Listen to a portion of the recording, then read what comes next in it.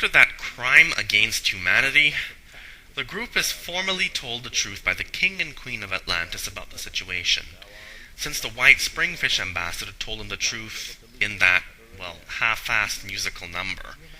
However, Juan says it is all right, and he didn't mind being told that way.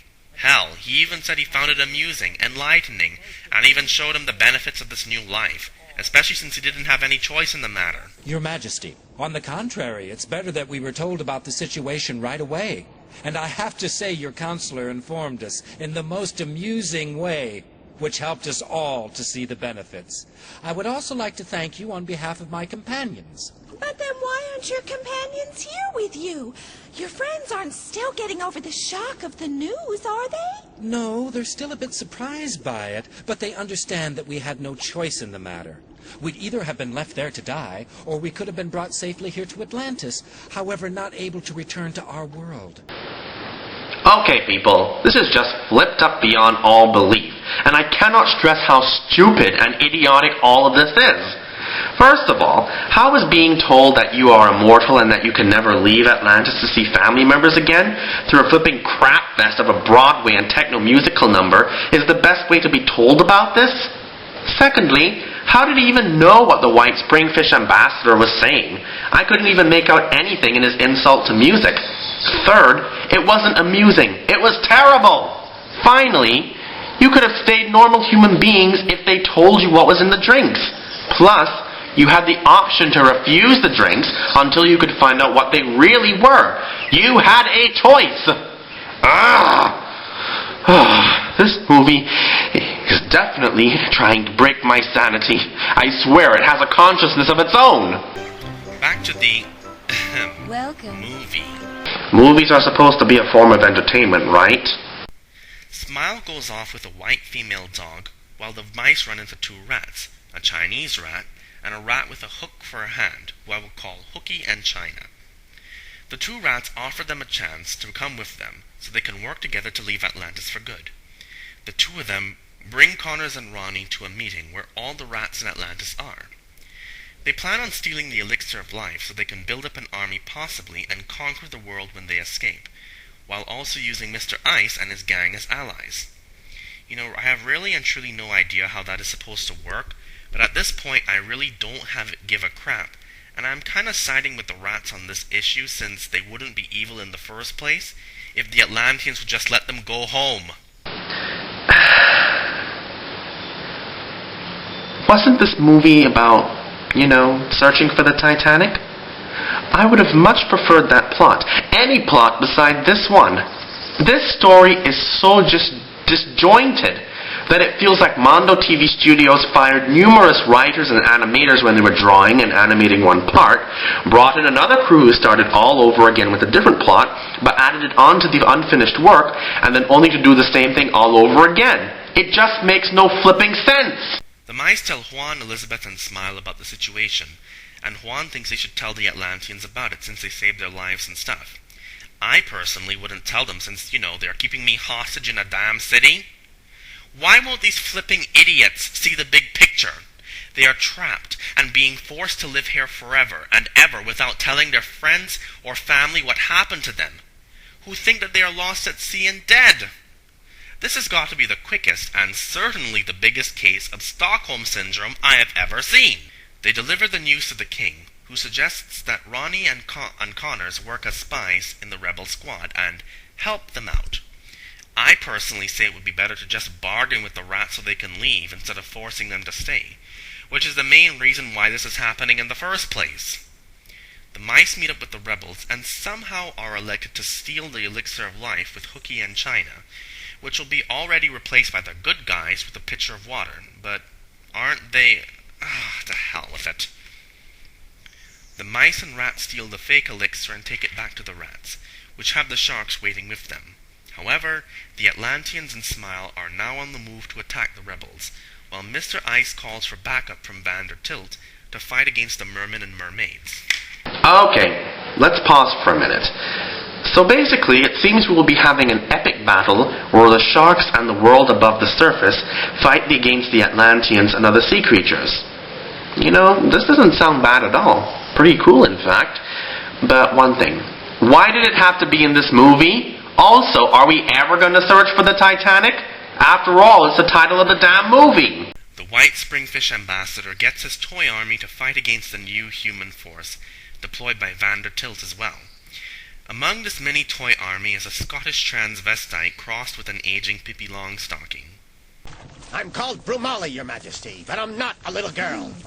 For the love of broken bagpipes, I'm the commander of the mountain artillery troops. What? Commander? Oh, no, what I mean to say is it's a lovely disguise.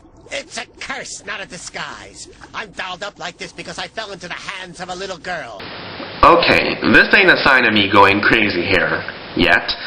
There is such a character, and it is a big-lipped alligator moment to boot.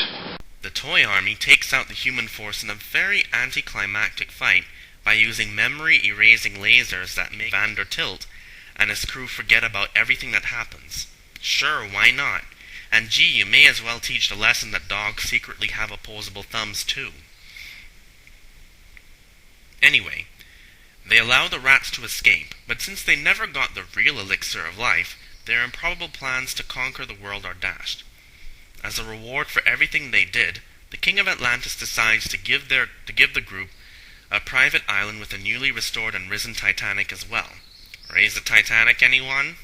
For them to live on forever. Oh God, and then Juan has the balls to say, "But we'll never see our friends in Atlantis again." But we'll never see our friends from Atlantis again. Asshole! You have a bunch of brothers. Elizabeth has her dad who is a duke, Connors has a wife, and Ronnie has a sister and a family.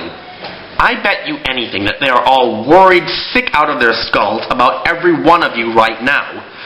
Stop thinking about yourselves and think about them, you selfish bastard! The group goes to the bottom of the restored Titanic, which is underwater, to discover all their friends from Atlantis are there. The king presents them with a magical screen that allows them to see the outside world as a bonus. Let's see what they decide to look at. Doctor, you must believe me. I'm not mad. I'm not like them. Let me go. Let me go. I must return to Atlantis and take the real elixir of life. I was betrayed. Someone replaced the flask. Doctor, if you let me go, you'll become the Emperor's personal doctor. Trust me. Don't go. I'm telling you the truth. As soon as I get back, I'll give you all the riches and power in the world. Believe me. He's got a really big personality, but unfortunately there's no hope for him. He's as mad as a hatter. He keeps talking about Atlantis, of mermen and mermaids, of conquering the world. I'm afraid we'll have to keep him in here forever.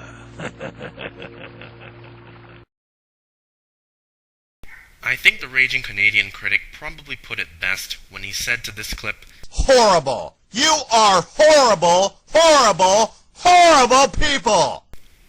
With that, we are treated to one more terrible musical number before the film rolls the ending credits. One more night to love you again. One more time to relive my dreams. We will meet again. Just wait and see. Heaven knows that you'll always be the true love of my life, the bright prince of all my dreams. What I feel for you is beyond all the sea. When I have you so near me, I feel complete. I can't believe you're all I need. And then the rapping shark song plays once more. Yo, yo, yo, look at my teeth. They're so sharp and white and neat. They bring on fear and even some terror. You know, it's really hard to believe that it is possible to actually make a movie that sucks more than The Legend of the Titanic, but they did it. While I will grant it the fact that the film wasn't as offensive as the first one, and the soundtrack outside of the musical numbers was fine, I, however, can only look at this movie and say, what the hell were they smoking and drinking? The musical numbers were insults to music itself. The animation was terrible, ugly, and garish. The voice acting was just horrendous, with a capital H. The plot was unbelievably idiotic and weird as hell. That there isn't any searching for the Titanic like the title says. There was no character development to speak of. But the biggest problem is how the film disregarded the previous film's continuity. In the first movie, it was established that Connors got married to Stella, and they had a couple of kids who then had grandkids. Ronnie went to Brazil and got a coaching job down there to teach soccer. Both of them had aged, but the elixir of life is supposed to keep them looking young forever. Also, those two mice can't live on the island forever if the first movie is true. How did the filmmakers forget all of these established and important facts when they made this movie? I give this movie a well-deserved F. It is an insult to humanity as a whole, and especially to children's intelligence, and I can see why the US government begged me not to review this film. It is a perfect weapon of mass destruction without necessarily causing destruction whatsoever. As horrible as it is to say, I hope that Italy grows ashamed of this movie, just as how they grew ashamed of ever having listening to and followed Mussolini. It's that bad! Now, if you'll excuse me, I have to unleash all the anger, frustration, and insanity that I've been bottling up inside of me.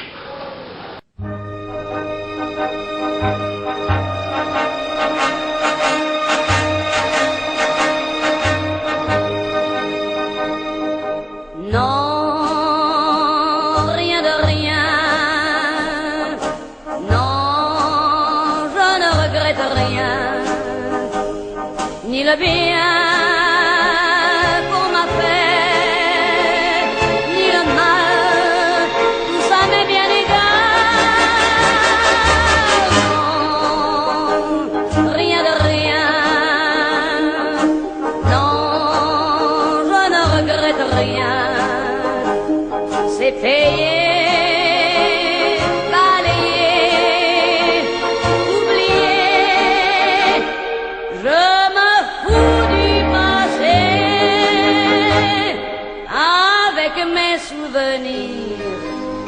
J'ai allumé le feu, mes chagrins, mes plaisirs.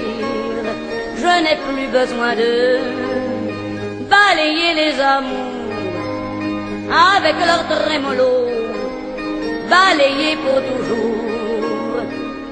Je repars à zéro. Non, rien de rien. Rien, ni le bien